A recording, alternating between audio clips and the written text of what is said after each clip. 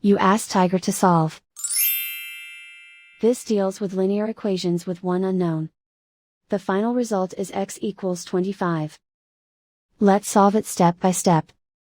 Isolate the x. Multiply both sides by inverse fraction 5 over -9. Move the negative sign from the denominator to the numerator. Group like terms. Multiply the coefficients. Simplify the arithmetic.